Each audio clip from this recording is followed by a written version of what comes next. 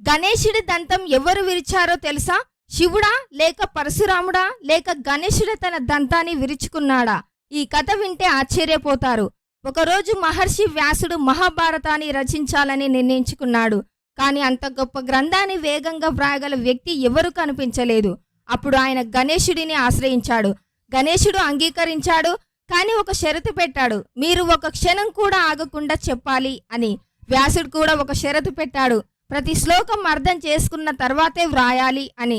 రచన ప్రారంభమైంది. వేలాది శ్లోకాలు వేగంగా వ్రాస్తున్న సమయంలో అకస్మాత్తుగా గణేశుడి కలం విరిగిపోయింది. ఒక క్షణం ఆగితే మహాభారత రచన ఆగిపోతుంది. అప్పుడే గణేశుడు ఏం చేశాడో తెలుసా? తన దంతాన్ని స్వయంగా విరిచి తానినే కలంగా మార్చి మహాభారతాన్ని పూర్తి చేశాడు. అందుకే గణేశుడిని ఏకదంతుడు అని పిలుస్తారు. జ్ఞానం కోసం తన శరీరంలో భాగాన్ని త్యాగం చేసిన దేవుడు గణేశుడు. మీరు కూడా గణేశుడు భక్తులైతే గణపతి బప్పా మోరియా అని కామెంట్ చేయండి.